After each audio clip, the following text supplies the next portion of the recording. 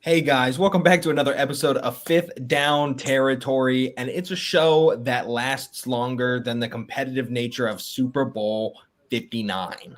They not like us. We hang out for over an hour, guys. That one was for Nolan.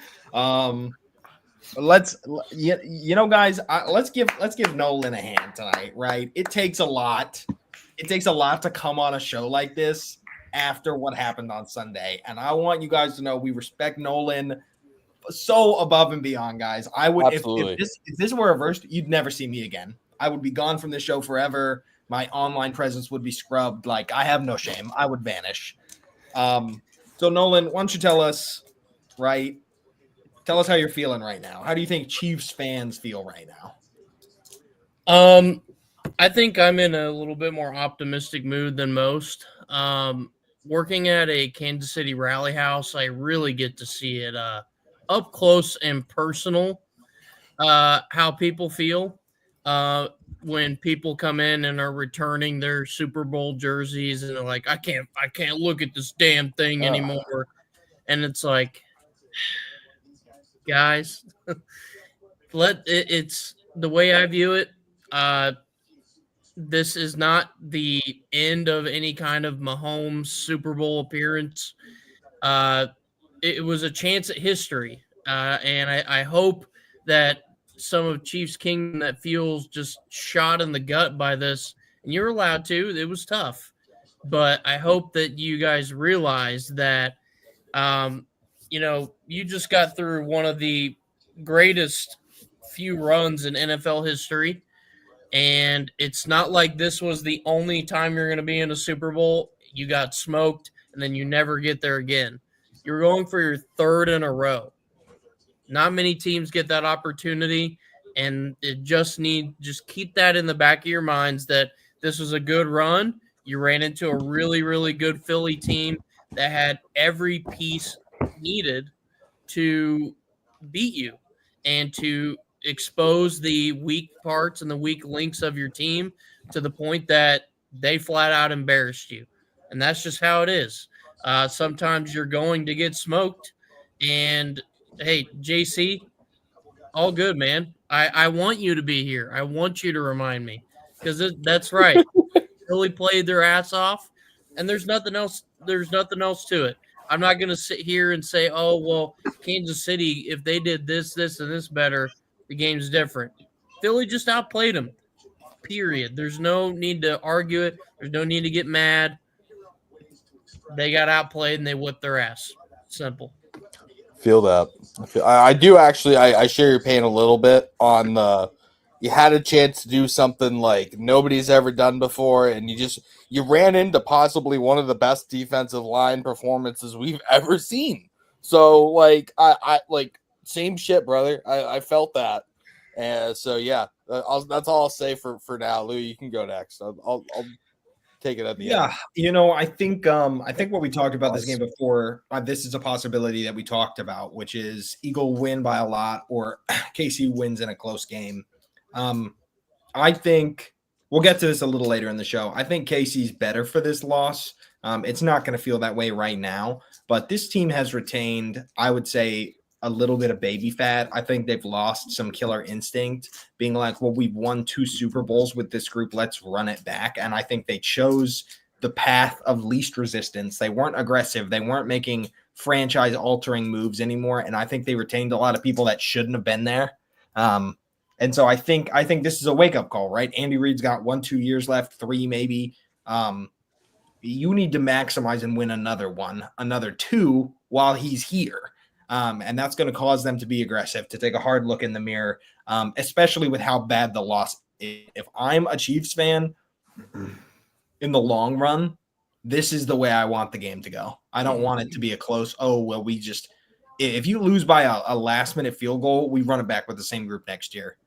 And it's never going to be like it was. You're not in the golden age anymore. These guys aren't in their prime anymore. This is the tough love that you need to be like, okay, it's not working anymore. Okay, we're not going to win all those one-score games by the hair of our chin. We need to build a better team. So this is what you need. This is the kick in the pants that it comes around to all great dynasties, I think. You know, so as far as the Eagles go, I think Jalen Hurts was kind of built for this moment. I think he played a great game. They challenged him to win it, and he did. I think he played a really, really great game. He didn't do too much. He had a bad pick, a couple bad throws, but overall, kept his swagger, kept his approach. And I applaud Howie Roseman for the way he built this team, man. Honestly, on paper, it's kind of insane. And every year I feel like we say, how did this guy fall to them? How did this guy fall to them? They've got great. Philly wins another 2 now. I'm hoping my Texans get 1 in the next 10. So. All right, Bahookie, go for it, and then I'll talk about the game, and then I can lead us into the first part of our legacy talk. Just overall thoughts for both teams coming out of this. Yeah, game specific, maybe So I think you got to talk. The talk has to begin with the front 7 of Philly. Holy shit! Those defensive tackles, Jalen Carter and Jordan Davis. Yeah. Ojabo too made Josh Sweat, like that whole everybody. I thought Josh Sweat was going to win Super Bowl MVP there for about 2 quarters. That dude was unreal in the first half. Yeah, that shout out to the Georgia 22 team. Yeah. My goodness gracious. That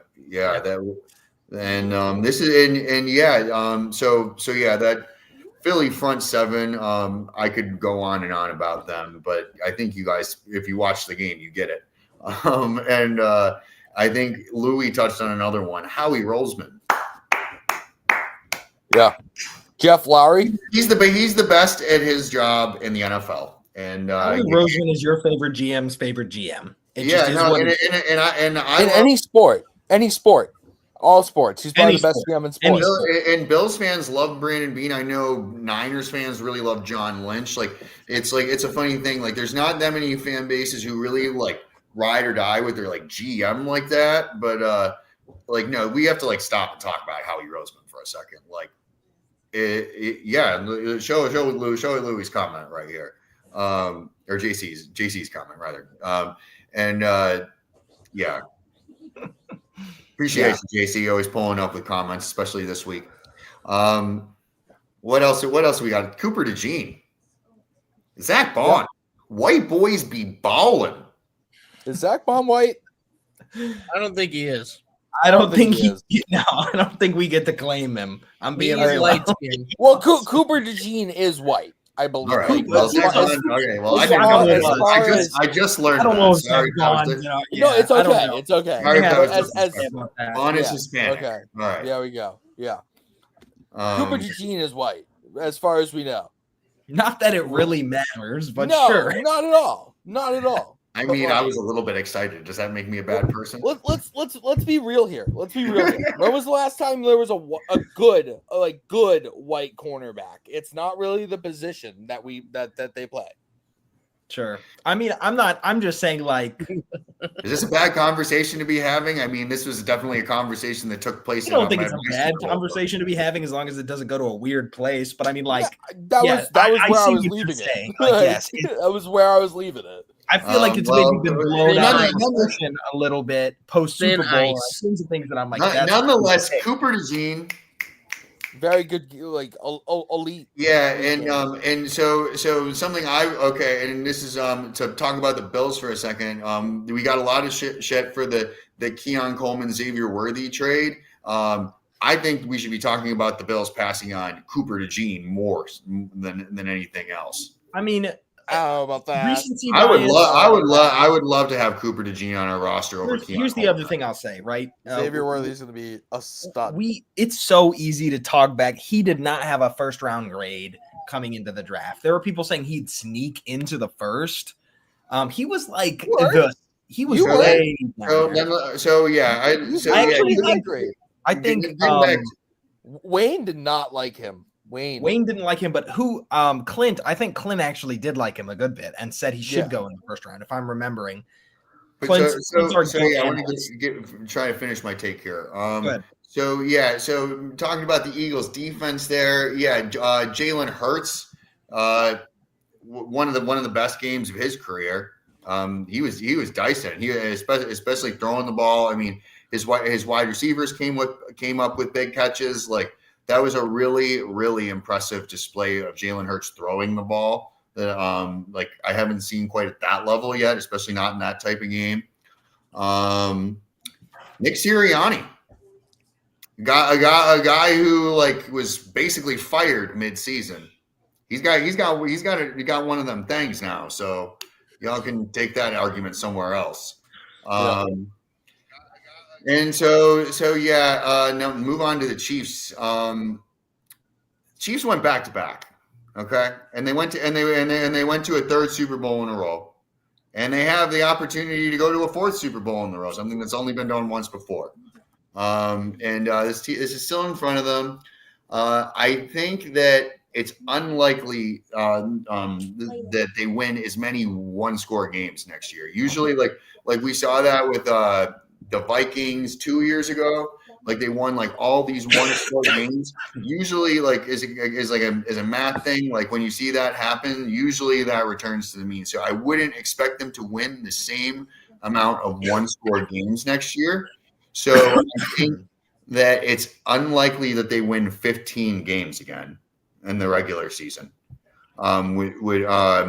And I think that they did get exposed a little bit there, and people are going to look at how the Eagles did that, and they're going to build that way. And I think for all the talk that we've had about edge rushers and teams making big splash moves, I think we need to be talking about defensive tackles more.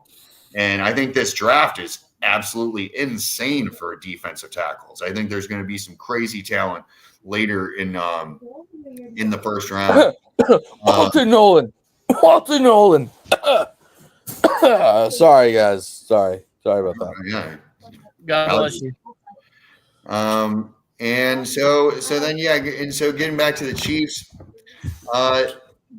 I guess they're gonna have to figure out some stuff at wide receiver. D-Hop and Hollywood are both free agents, I believe. We'll see where they end up. But this team like Nolan said, has good bones.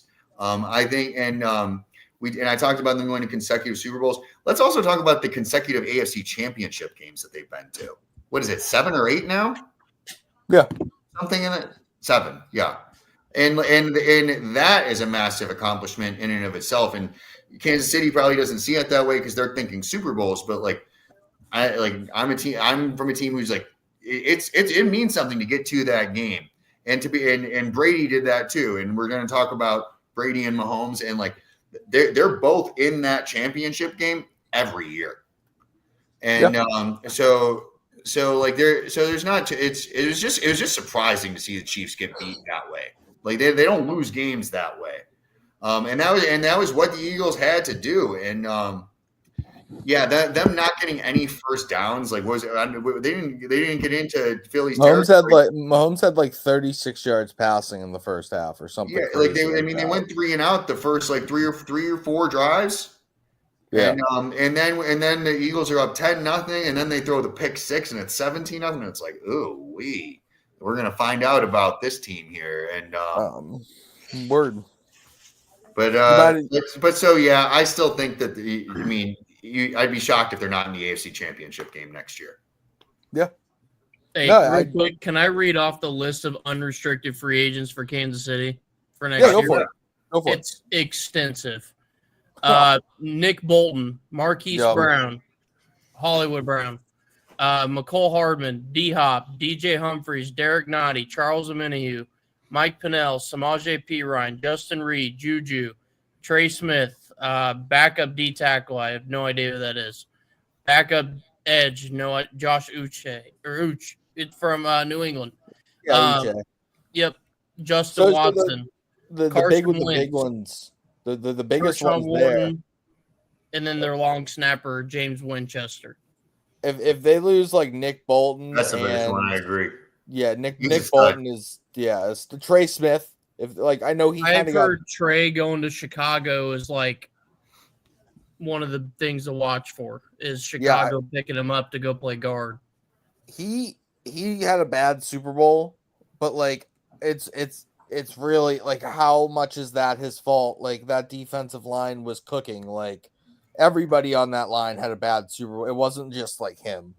But yeah, so like my biggest thing in this game is about like the momentum, and like Philly seemed to have it really early in that game, and then there was that one moment where Jalen Hurts threw that pick, and like they could have gotten 3 there. It was 7-0, I believe, at that time. Still very anybody's game, and like that was when I thought, at least to myself, I said it with the people I was at. I was like, this is where this could turn. Like all a team like Kansas City needs is just a little shot in the arm, just like something to get them in rhythm. Because clearly something like they had some jitters. Like I don't care how many times you go to the Super Bowl. Brady said this too. Like he's been to 10. There are jitters. I actually bet the under 9.5 for the first quarter because in 10 Super Bowls the Patriots never scored a touchdown in any of the first quarters. Like as a stat, that's a thing. Like these games typically starts like. A lot of people start slow, and the Eagles did not, and then their defense held, and then continued to hold, and then scored. The biggest thing I feel like no one really talked about yet is Saquon Barkley. Like he had 25 carries for 50 something yards, something like that. Made a couple big catches, but pedestrian day. If I had told you that like last week and the Eagles blow the Chiefs out, would you have believed me? I have a hard time believing most people would. I mean, I would at some point, I wouldn't have bet 57. Like, I did take the under at 110. I didn't think he was getting to 110. But like he had a pedestrian game. You look at how hard the Chiefs were stacking the box against the run, and tell me everything else worked because Saquon didn't. Like that's what the game plan came down to. Like he had to fall so that everybody else could fly. Like that's just I feel like that game. I feel like Spags at the end of the day, he cares more about the ring than about a Super Bowl performance or an MVP. Absolutely, and I agree with this. And like they were just leaving the cornerbacks on a one-on-one island, and everybody was stacking the box. That was the game plan, and like it. Again, what Bahookie said, I think what you said, credit to Jalen Hurts and these receivers and pass catchers for going out and trusting themselves and making those plays. Fuck that pass interference call on A.J. Brown, but it was okay because the Kelsey one was bullshit too. They started that game calling it really soft, and then like I'm glad it didn't matter. Like I said it with the Bills game, and I said it for the Eagles game. You can't let this be a close game because then the refs will get involved because that's what they do. It's not like a conspiracy thing. It's not because it's the Chiefs. It's a close game. Games like things get called tighter in these close games, and everything's on under a microscope. It's one play that changes those. Beat the bag out of them. Take the refs out of it, and that's what they did. Like they took the refs. They took Kansas City. Like Kansas City ran the ball like 3 times. Kendrick Lamar had more rushing yards than the Chiefs did. So like tough stat. They might have had more rushing attempts. JRC. Can I address this real quick? I was going to ask if I could address this. Yep. So I definitely think it created a weakness, but not until the Super Bowl, simply because it was a experiment when they did it. Because originally DJ Humphries was out there. Like they had other guys out there. And then when they moved Tooney, the whole reaction was, wow, really? So all-pro right guard out to tackle. That's a pretty big move for someone that you weren't expecting. But he played great the whole time until the Super Bowl. And I think what Philly wanted to do was expose that experiment eventually will run out. I have a super interesting, I wish I'd saved it. Okay, but I saw the super interesting film breakdown because I'm a nerd and I follow a ton of film breakdown things. But the reason that they were able to punish Tooney more than other teams had is because guards don't get used to setting as deep as tackles have to because they're playing in between other guys, right? And so the plan of these edge rushers was get upfield as fast as humanly possible. And so they're stretching them back, and he's not used to having to continually kick back while trying to play contain. So they should film. just losing a dude on his left. Yeah. Because they were literally like not even engaging. They were just like parallel sprinting upfield. Yep. If you look at Philly's edge rushers too, like they have the perfect edge rushers to do that with Josh Sweat and Nolan Smith. Well, like Nolan Smith is like a perfect speed rusher. Yes, exactly. And they're a perfect speed rusher. The other side of this too, that's really interesting, is like when you watch Chris Jones in this game, they keep moving him around. He keeps sliding down the line, and it doesn't really matter which one-on-one he gets because Philly's offensive line average person on their line is 6'6", 340 pounds. Average. Yeah, that is great. Like he's like trying his best. It's not that he like fell off or anything. It's the same thing with Joe Tooney. Both of them were playing excellent football, and then they just kind of ran into that. Good game planning. Good game planning and more athletic players. We need to move into some of our other discussions, but one of the big complaints I have about this game from the Chiefs that I don't normally have is why were we not involving Xavier Worthy in the run game? Okay, like yes, we're going to end and say, yeah, all these yards, he had 2 touchdowns in garbage time, whatever. He's your best player on offense. Aside from Patrick Mahomes, he's probably your best player on offense. And you're not attempting to mix anything up. We're going straight into drop back sets for like the first 9 snaps of the game. Mahomes is getting murdered. And you've been having success with this pre-snap movement, with them having to pull somebody off of but the Eagles not blitzing. Like, what do you even do, I guess, right? Because it's not like you're stalling the blitz by using motion. But anyway, him not getting a touch was just so weird to me. Like, I don't think he got a single rushing attempt. It's worked super well all year to not use it here, especially early in the game to try and just pick up a couple yards. It was just a really random decision to me that I was not a fan of. Yeah, but anyway, no, I definitely agree. I can start the first legacy topic. We've broken the game down. Tyler's going to start us off on the next one, but really we're going to touch on the GOAT debate, okay? So nobody's going to come out of the game being like, yes, Mahomes is the GOAT now. He surpassed Brady. We're going to talk about the legacy of, okay, given this performance, given, right, the odds that he'll never be able to three-peat again, because that would just be astronomical. It means he would win another 2 guaranteed. What is it going to take from Mahomes to catch Brady now? So, I mean, for me, at least at this moment, right this second, I know I'm a Pats fan, but all right, disclaimer at the beginning. I put this at the end when I wrote it, but disclaimer at the beginning. Patrick Mahomes is already a top 3 quarterback of all time. Let's just put that right there where it is. This is not shade. This is not disparaging his ability or anything like that. This is talking about the greatest quarterback ever to walk the face of the planet. And right this second, it's not about Tom and Mahomes. It's about Mahomes and Montana in that secondary spot.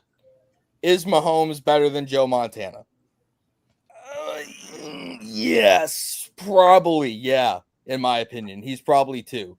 But like Tom Brady, when you look at this discussion, it's Brady versus Mahomes. It's Brady versus Montana. It's Brady versus Manning. It's Brady versus Rodgers. It's Brady. Like, how about we just use the common denominator there where it's just Brady?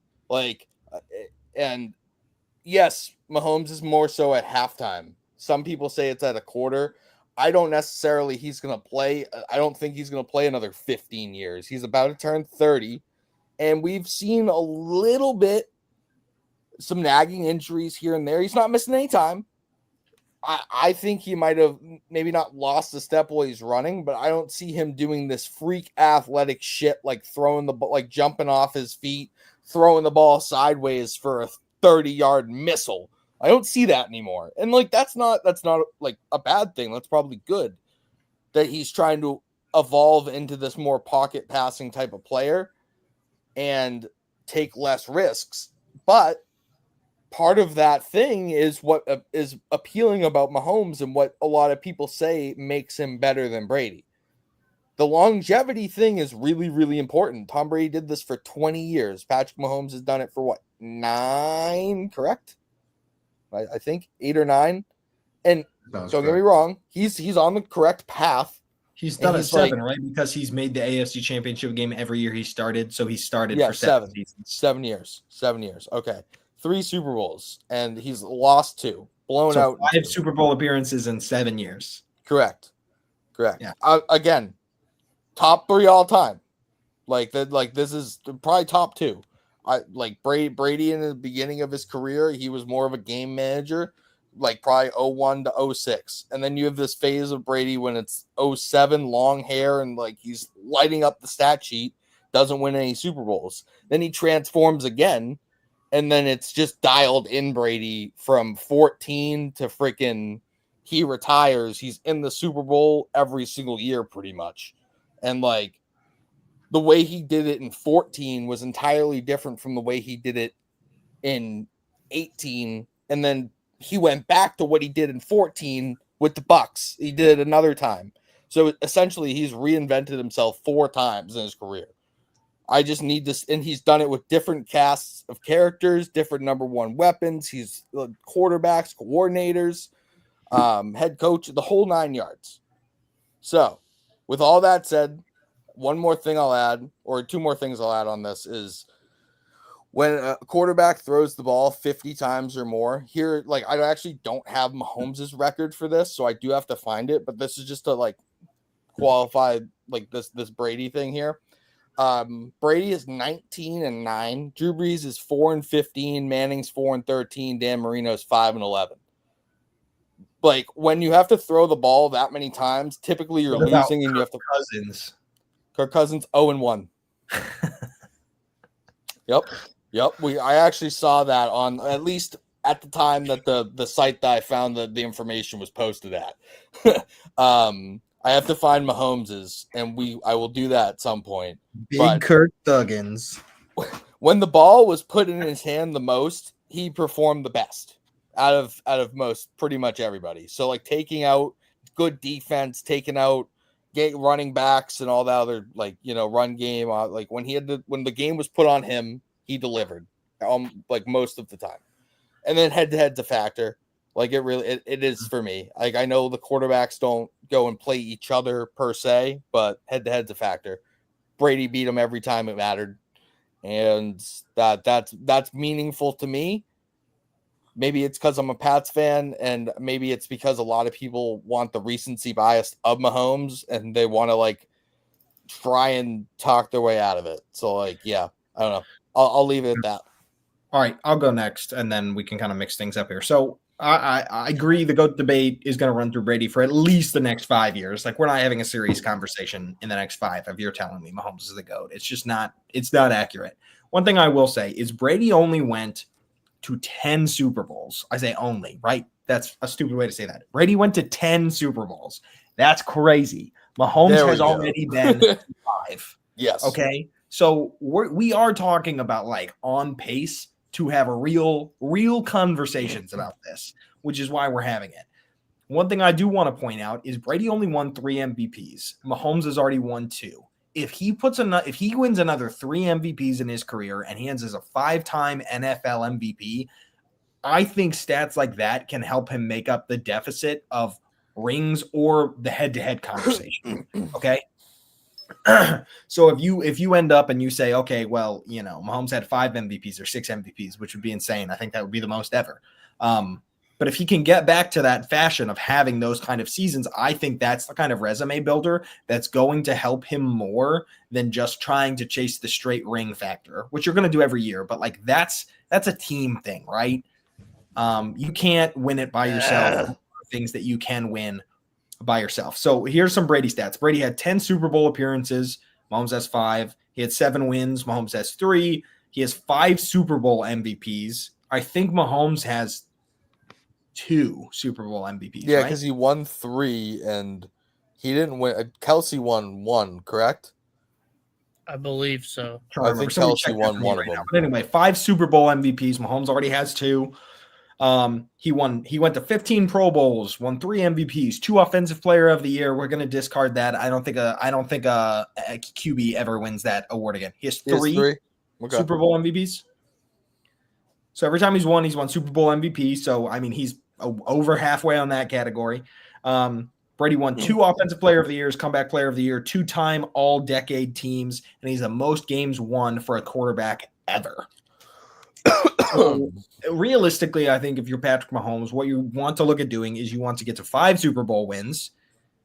You want to win a couple big accolades. You're already pretty much going to be on the all-decade team for 2020s. It's pretty much impossible that you're not at this point unless you just fall off an actual cliff for the next 5 years. Really, I kind of agree with Tyler in some ways. I think what's going to cement, can he win one without Andy Reid? When Reid retires, if Mahomes wins another Super Bowl without switching to a super team, right? Because that would be the same thing Brady did. If he wins another ring with KC without Reid. Whoa. 1 second. The Bucs were a laughing stock before he fucking went there. Okay. All right. Wasn't a super team until he got there. He Sure. created it by being there. If he wasn't there, that team sucks. The quarterback was the issue with the Bucs. Like, totally. Are they a super team with Jameis Winston? No, they're a 500 team. Anyway, continue. Sorry. I mean, he threw. Was that the year he threw 40? Yeah, he went. 30 for 30 year. Yes. Yeah. So you're gonna tell me? Okay, we're not gonna get into this. Okay, this is Not not a super team. Wasn't a super team until he got there. It's okay. Move on. Yeah, we're gonna go down a rabbit hole talking about that. Anyway, so yeah, I'm not going to drag this out, but I do think this becomes more of a conversation than people would like it to be. He's already my 2. I just think it's unrealistic to put Montana at 2 when he's done this so young and knowing he has so much career left. Like, it's not even going to be a debate whether he replaces Montana. So I'm just going to put him at 2, right? It's Brady and then it's Mahomes. I think that's a fair statement. So, yeah, I'm with it. All right, Nolan, you want to go for it? Then Bahookie can wrap us up and lead us into Andy Reid. Sure. First, Bill Belichick. I'm sorry, I had to kind of burp a little bit, so that's why it took me a second. You're out. All good.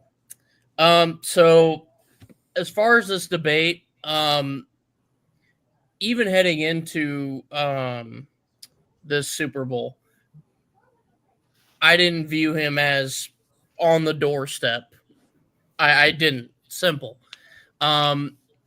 Does a three-peat make that conversation a whole lot more presentable? Sure, because nobody's done it before, right? But even still, I still think he's just outside the doorstep with a three-peat.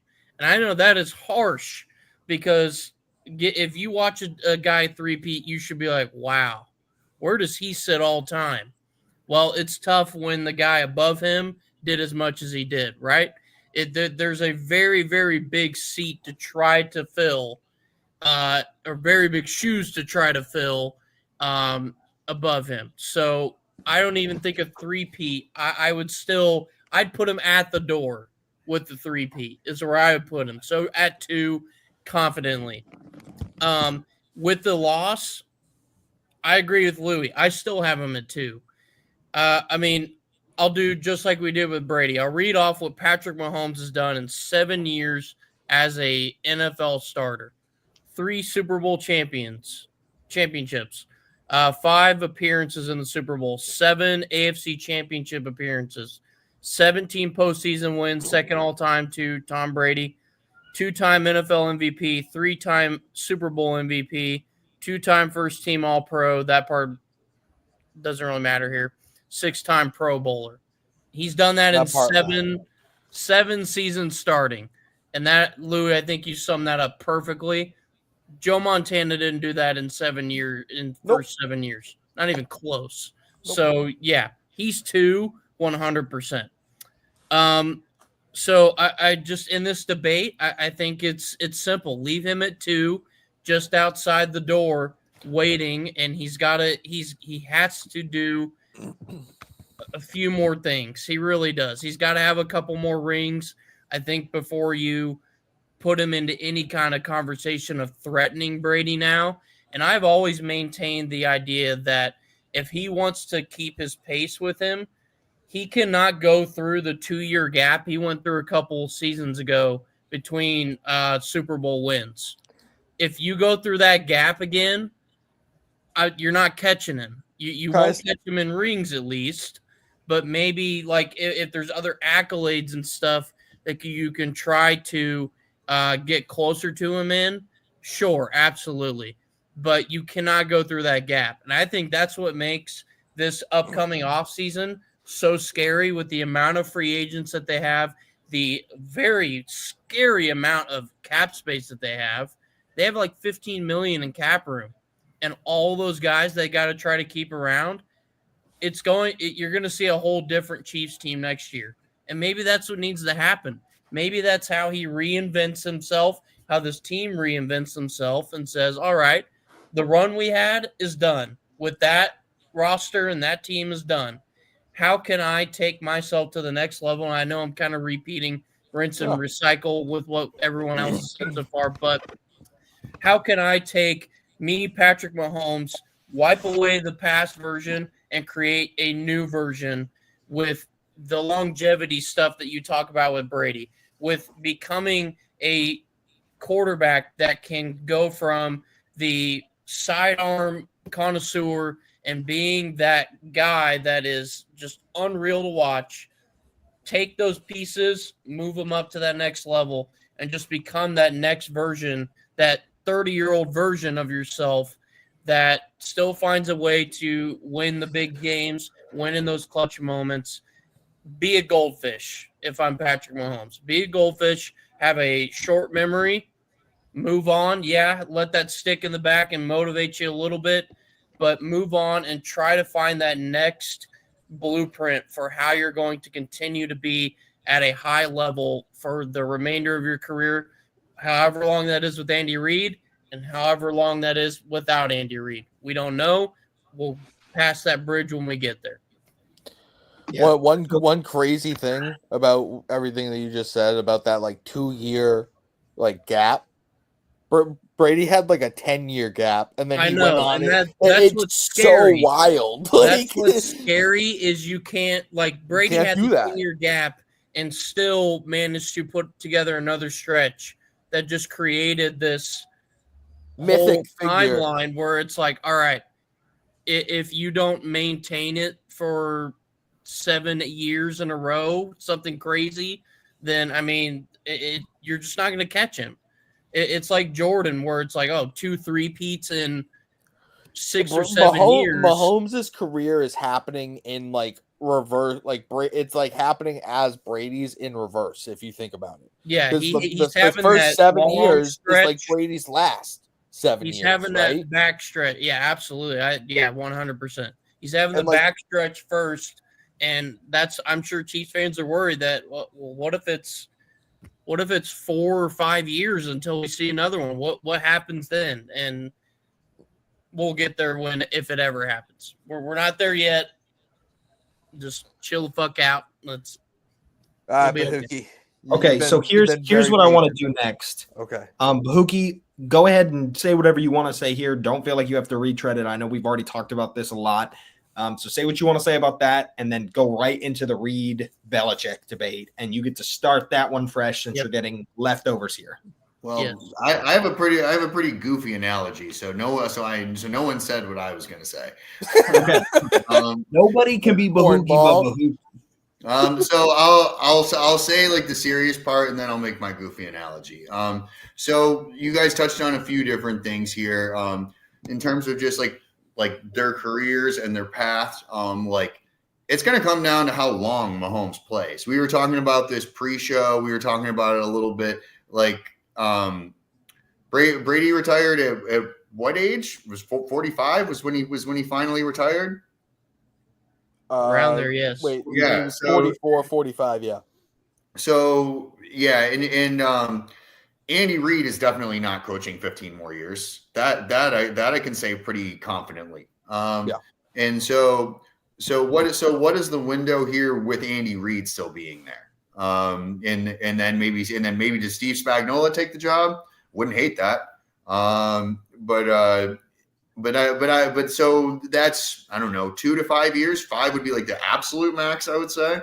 And even that I think is probably a lofty estimate.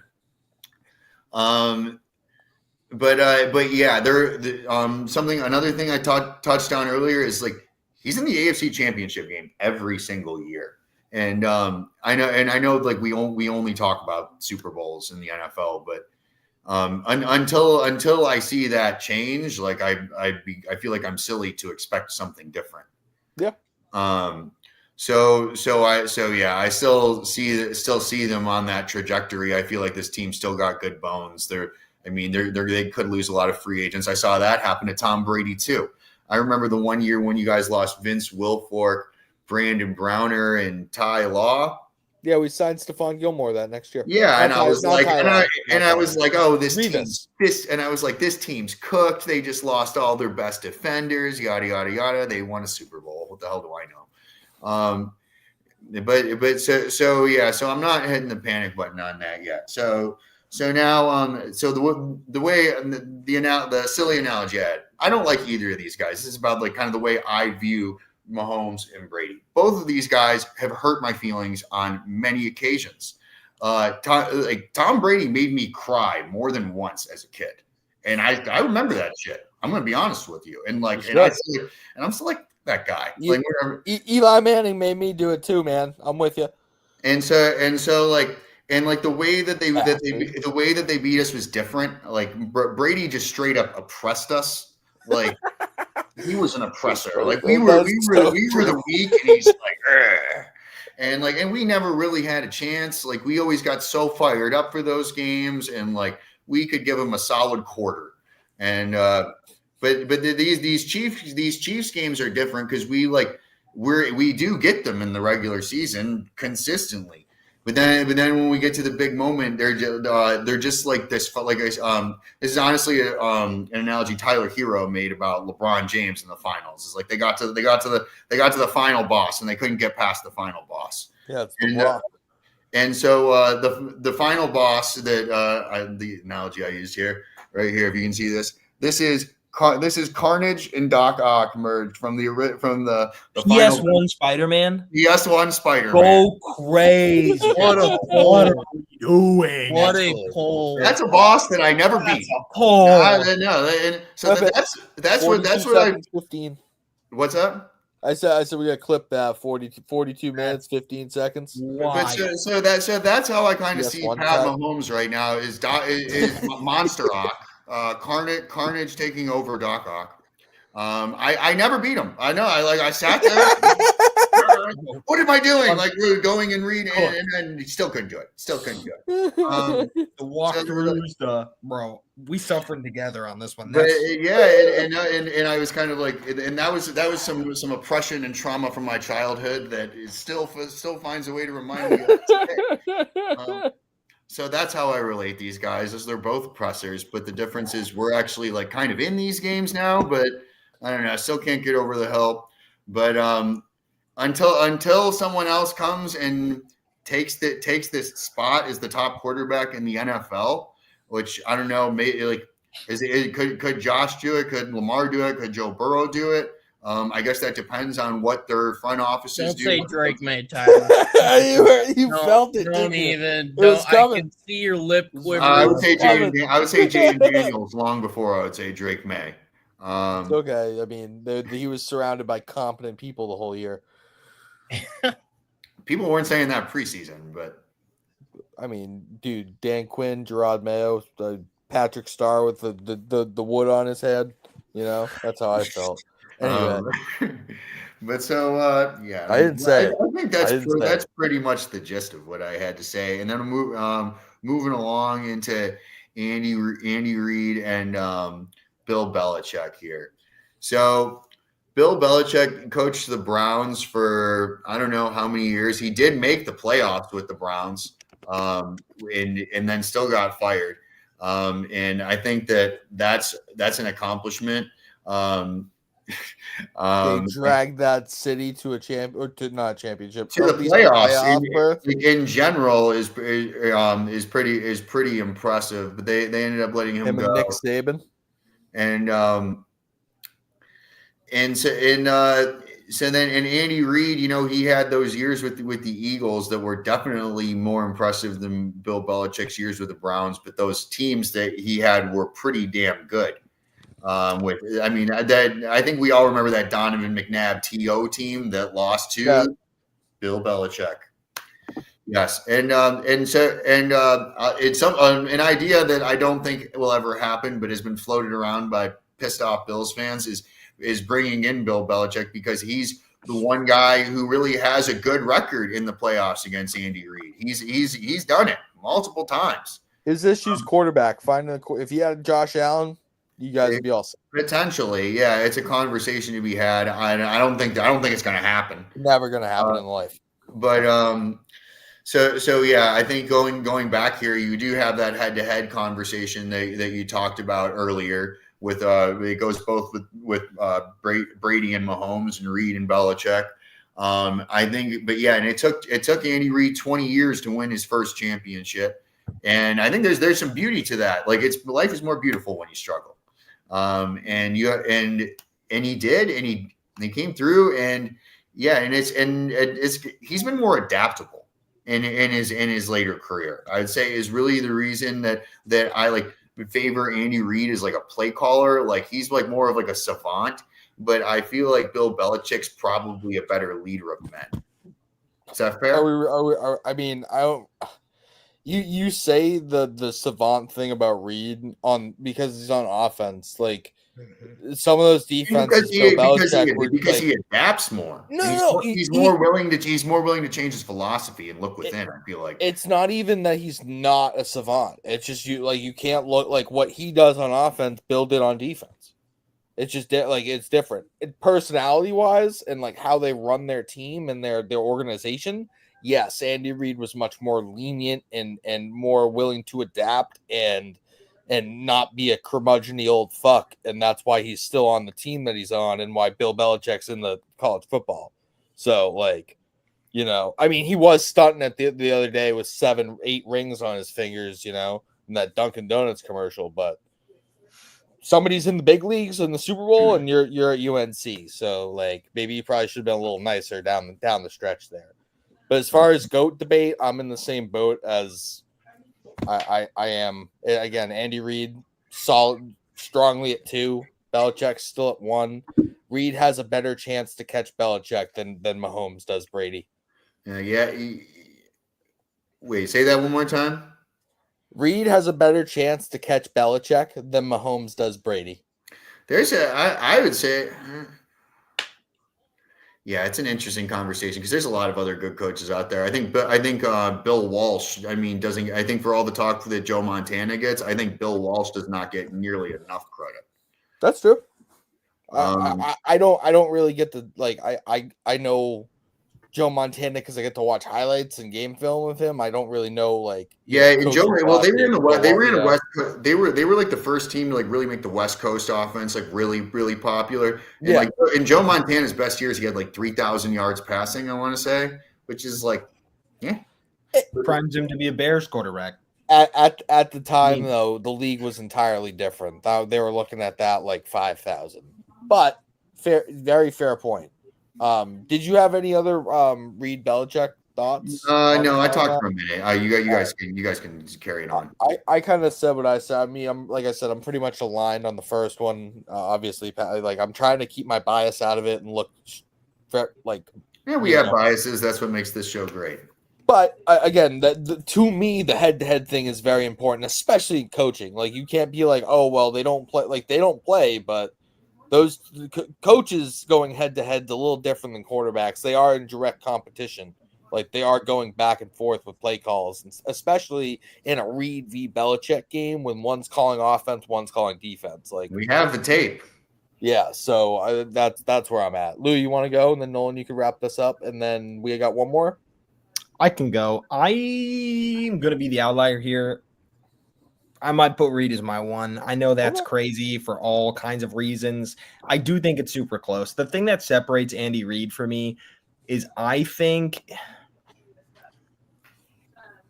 it's putting his team in position to win against elite quarterbacks. And I know if I go back and actually look, if I go back and actually watch film and watch these games of Brady Manning or Brady Breeze or Brady Roethlisberger, all these guys he went through every year to get to the Super Bowl.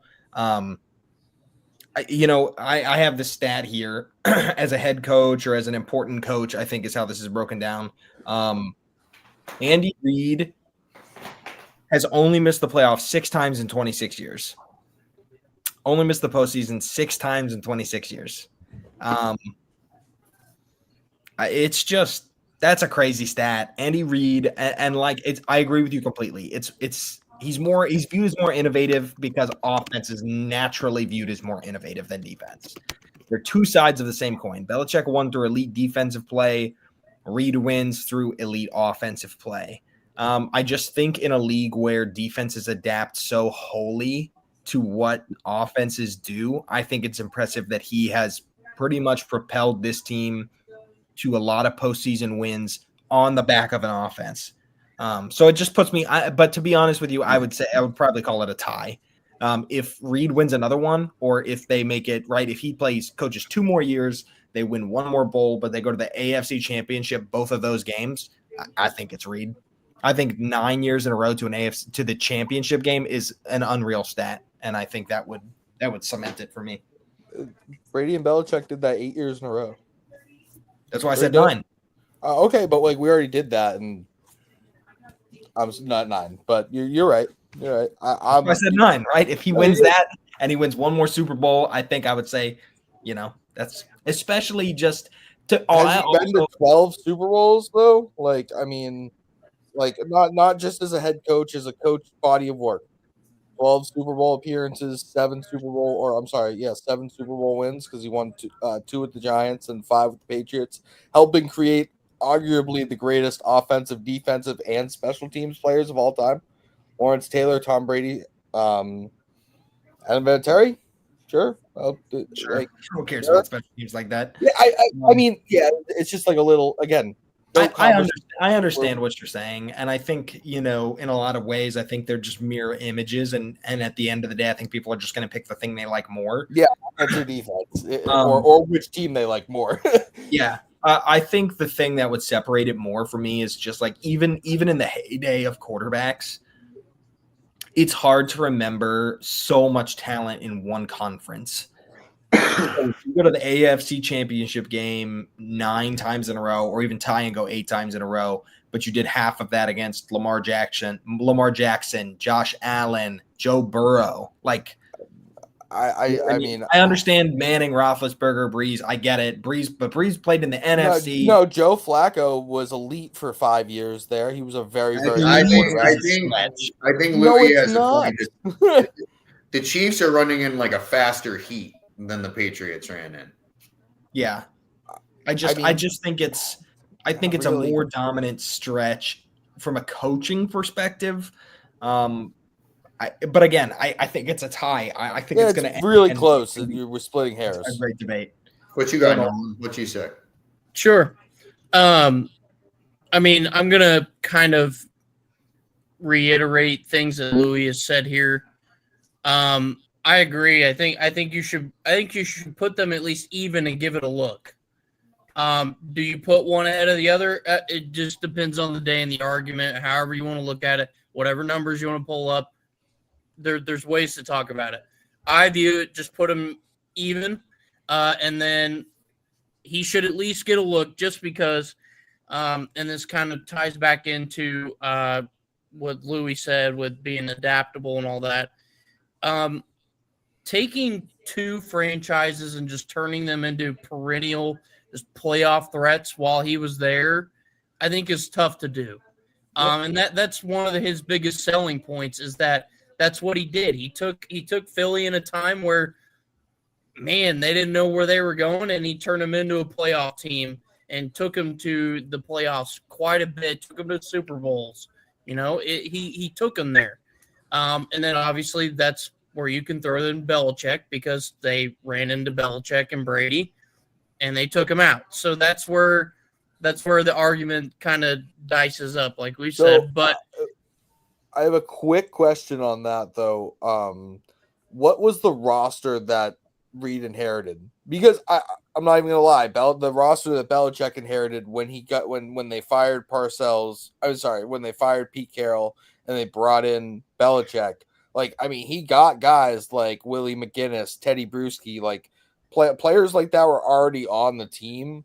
And like, so like, what do you know, like who was on that roster when he took over? Like, I know it's not like, again, the whole thing splitting hairs. It's just, did he take like, Sure. what did he have? I know he actually did a lot of that team building in Kansas City. Like that team wasn't that great, and then he built them up. I just don't remember what the Eagles team looked like at that point in time.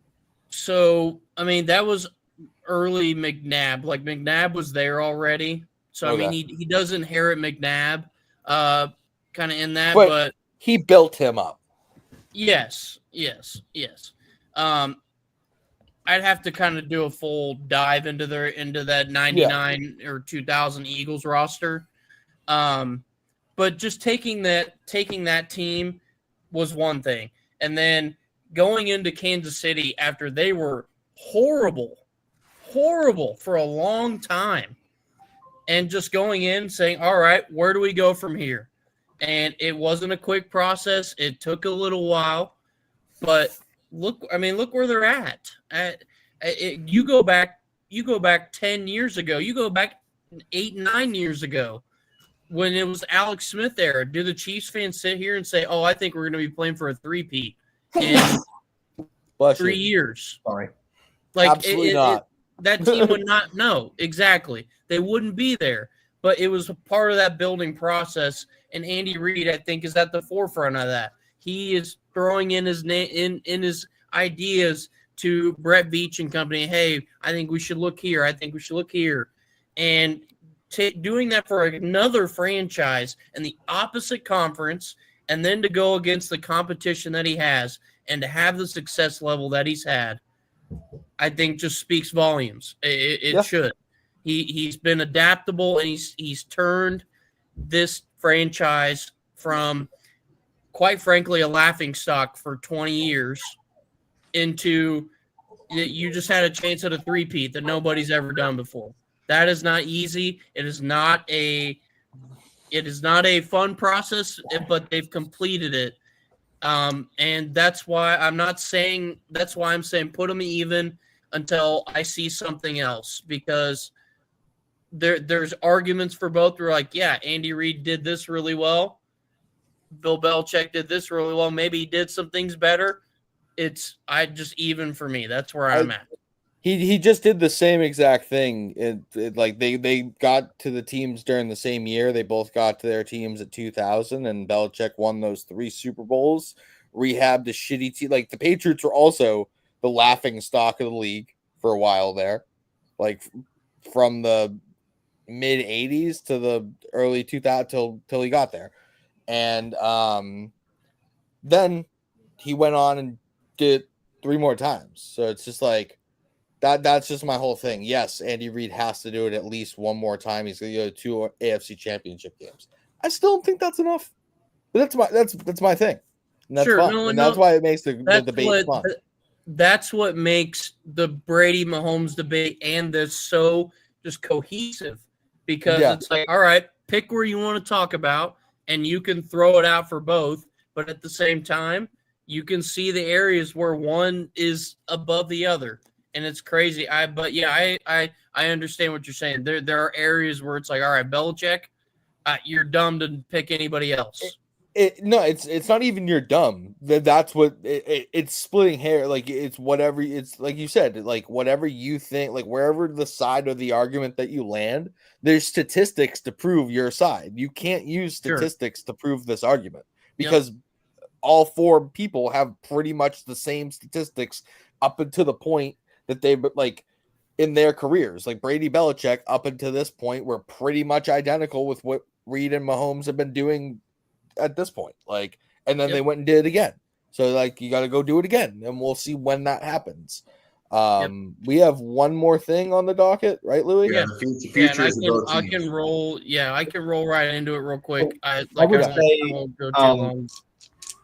Honestly, we're at an hour. I don't mind going over, but we could split it and say, Nolan and I talk Chiefs, Tyler and Bahookie talk Eagles and future, if that's what we want to do. I feel like we kind of just talked about the Chiefs' future, like pretty substantially there. And Well, here's the thing I want to touch on. I referenced Go it for it. earlier, so I want to circle back, and then we can just do Eagles if we want. Yeah, unless anybody I else do has feel- other thoughts too. Also, this is my daughter. Everybody watching, she really wanted to be on the show, so she helped herself in the room. Hazel's hijack. Hazel's hijack. Love it.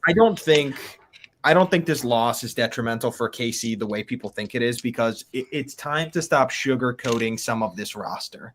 Okay, there's been fat that has not been trimmed. The run game has not been addressed in a minute. The offensive line has been pretty mediocre for a minute.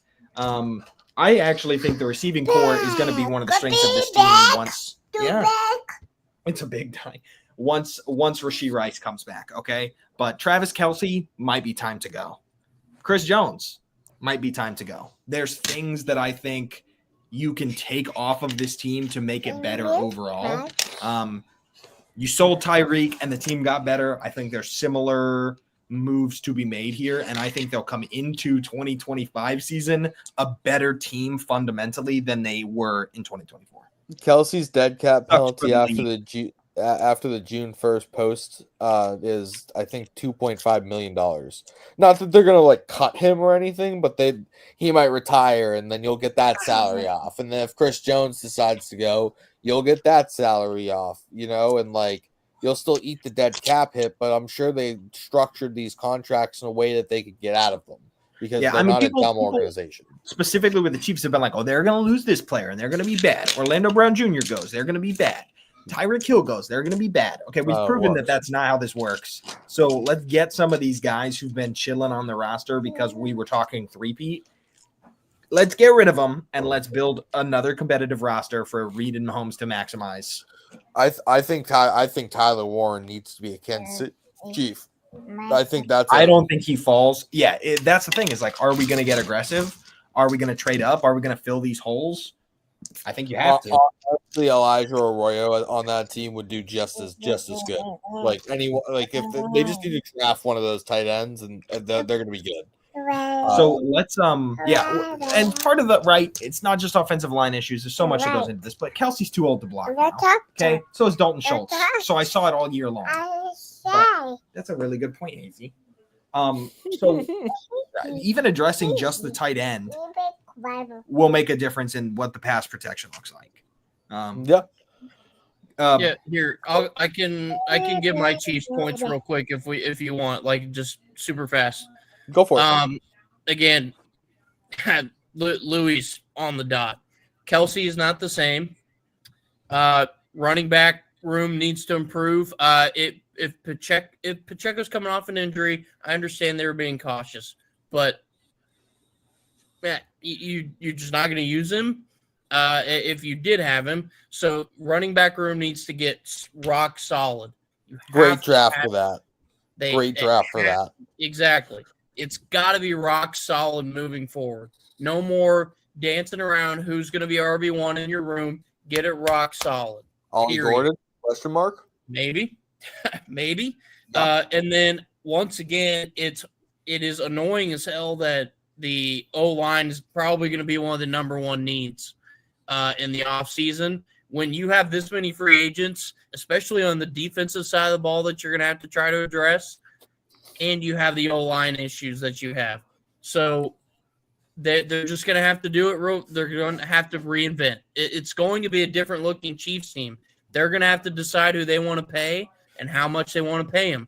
It's as simple as that, because there's just not enough money. There really isn't. $15 million in cap is not enough money to try to retain Trey Smith, Nick Bolton, and a few of those other guys. It simply is not.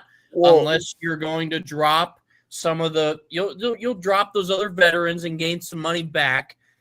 It's still not going to be. I mean, you're not going to have $100 million to work with to try to keep some of these guys around long term. You guys could probably re-sign one player and maybe sign one outside player with the money that you'd recap from Jones and Kelce, I believe.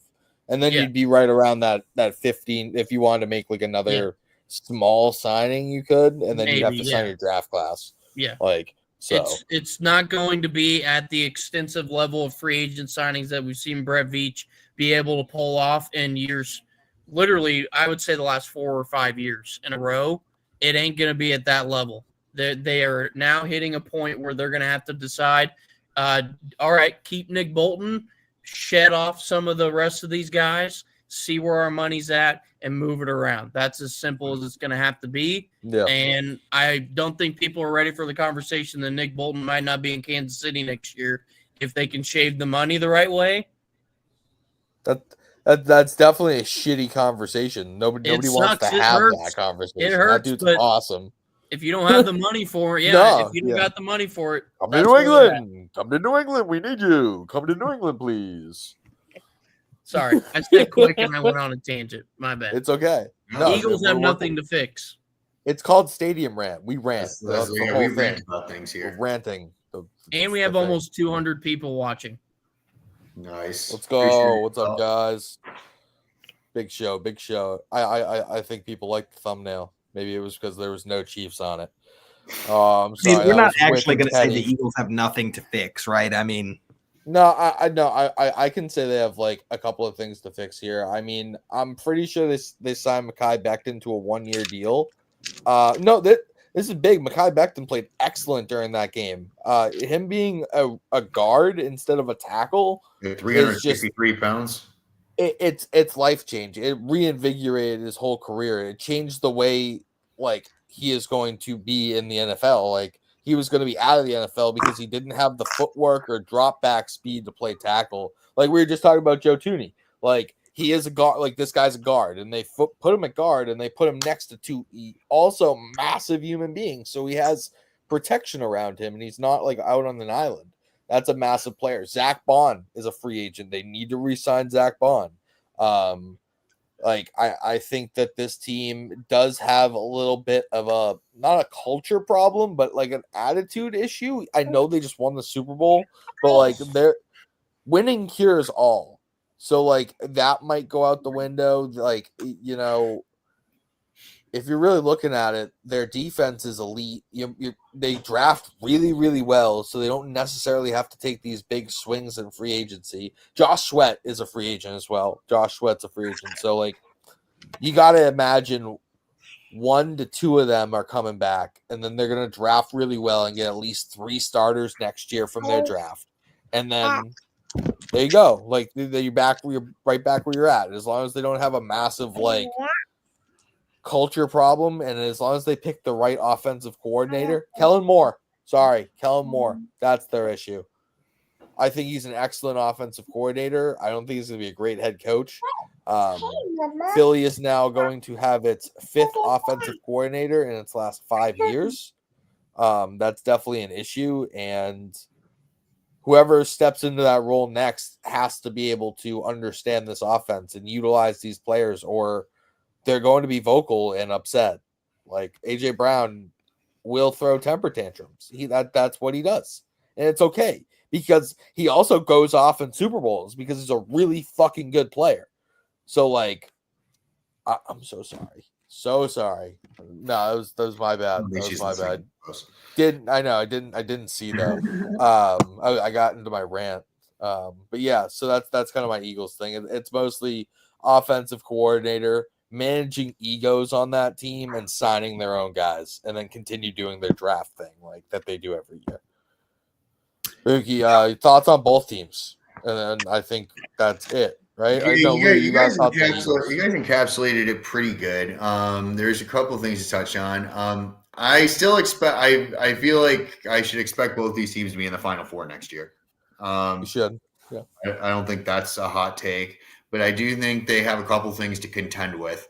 I think that the biggest, the Super Bowl hangover for teams, like looking back, I mean, with the Niners and the Eagles, like they both, like the last couple of years, and way past that, like going back historically, teams that lose in the Super Bowl usually have a tough time getting back to that. And it's the same thing with teams that lose in the championship game. Like, it's not a guarantee that you're going to be right. You're going to be back in that championship game. With that being said, I still expect them to be there. There's going to be some turnover with probably more with the Chiefs, but I still feel like they have the best coaching with Andy Reid and Steve Spagnuolo. Like, what a combo! And like what we were talking about with the Patriots, I've seen the same thing happen to Tom Brady's Patriots, and see like these all-stars leave their defense, and I'm thinking like, oh, they're going to have no defense next year. Like, we're actually going to move the ball against them. Stephon Gilmore won Defensive Player of the Year. Yeah. And so Steve Spagnuolo is still going to be there. Vic Fangio still going to be there on the other side. Also, side note, because I love to throw shade at the Dolphins. The Dolphins pushed Vic Fangio out because the players didn't like how hard he coached them. Losers. Loser. Anyways, so yeah, like what are the Eagles' needs here? Not very many. Not very many. Yeah, Zach Bond and Josh Sweat would be some, but they got Howie Roseman. So I don't feel that worried about them finding some guys that have fallen, and we're all like, how is this guy still on the board? And then Howie Roseman's like, Khalil Mack's gonna end up there. And he's gonna have like 14 sacks next year, and some dude from Georgia probably. Well, of course, Mikael Williams, maybe Jalen Walker. Those are possible guys. Dogs. Malachi Sarks, maybe, if they want to improve that safety room, like if he falls. And so, biggest thing that the Eagles have to contend with, I didn't say that. I talked about the Super Bowl hangover for the Chiefs, and the roster turnover, but the Washington Commanders. Yeah, I think that this is gonna be a huge offseason for them. Myles Garrett is out there to be had. I think that Max Crosby is also out there to be had. Trey Hendrickson, just as good as one of those guys.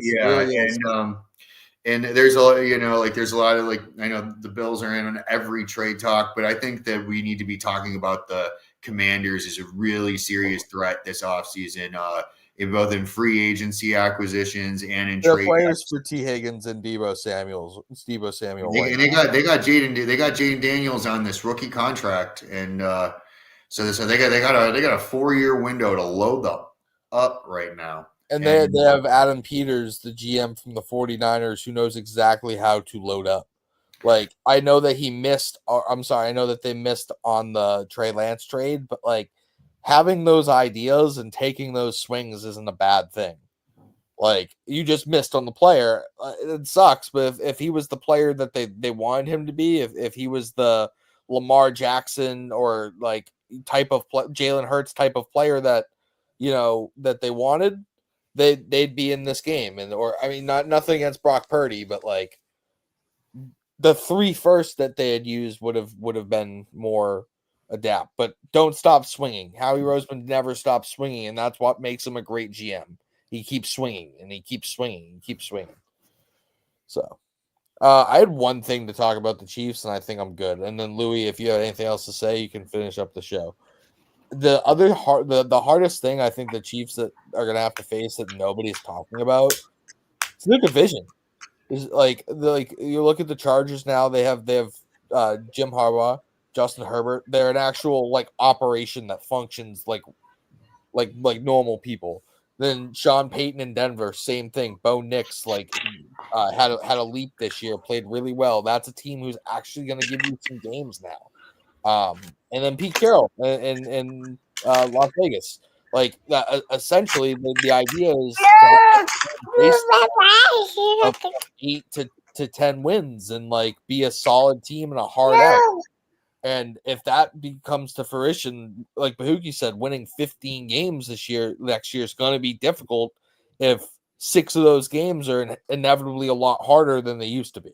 Now, obviously, we always used to do this with the Jets, the Bills, and the Dolphins, but like, I don't think that they've ever, like, those teams ever really had like these type of established coaches in them. I like. Maybe a couple of times it worked out for a little bit and they were played tough, but yeah, I do think that's something that not a lot of people are talking about is the how much better the division can get, and like how much more stable it is than it has been the last couple of years during this run. Yeah, Louie, you have any other thoughts on these teams before we get out of here? My biggest thought for the Eagles is just don't get complacent, right? You talk about the Super Bowl hangover. I think that's such a great point. Yeah, you're losing Mekhi Becton. I don't think this linebacker duo is as strong as it could be.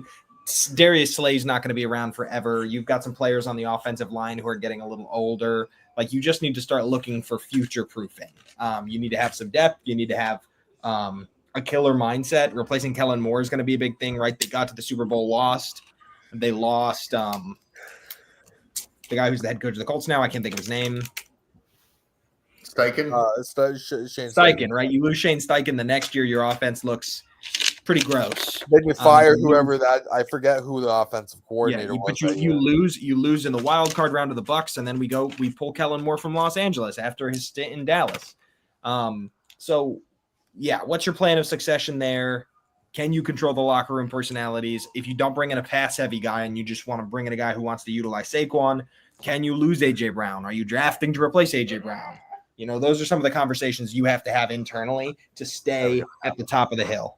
Every wide receiver in trade talks is like, Patriot. I need one of them, okay? I don't have any. Deebo Samuel, Patriot. Cooper Kupp, And honestly, Patriot. Oh my God, Garrett Wilson, want Chris Olave, Jacoby Myers. about A.J. Brown, but I want my wide receiver one to want the ball. If they don't want the ball, I don't want them. Yeah. You got to be a dog to play wide receiver in the league and to be able to be targeted in the clutch moments. I think the Eagles, I mean, the other thing I'll say is the NFC has the Niners, the Rams, now has the Commanders. Like, you have some actually good teams out there. We say whatever you want, okay, but there are some good teams in the NFC. And I don't think it'll be they didn't win the 1 seed this year, right? You have to compete with the Lions too in the NFC. I was gonna say nobody's bringing up. They got smoked by the Commanders. Yeah, they've got some. Okay, sorry. They'll have Aiden Hutchinson back next year. But yeah, so it's not like the NFC's a cakewalk. So we'll have to see if they can place 1 seed in their division before we talk about some back-to-back champs. Josh Sweat said he should have been Super Bowl's MVP, but it's all good. Who said that sounds like a Commander to me. I'd rather be a Patriot, but yeah. Well, that's our show. I don't think we have anything else to talk about. And well, I definitely do. Not really, but like I could ramble, but we can cut it. Hey, do you want to do the outro, Hazel? You want to help me do the outro? Yeah. Okay. Say thanks for watching, guys. Make sure to check out stadiumrant.com for all kinds of cool articles, lots of analysis. We got tons of guys over there, all kinds of shows, basketball, hockey, you name it. There's stuff to watch. Make sure we got big things coming in 2025. This is the year of Stadium Rant. So thank you, all 200 plus people who tuned in today. We're very thankful. One of our biggest shows ever. Guys. Get ready for a lot of off-season talk. We got the draft coming up. We got free agency. Draft extravaganza. All of that stuff inbound. So the NFL never sleeps, neither do we. Have a good night, everybody. Absolutely, guys.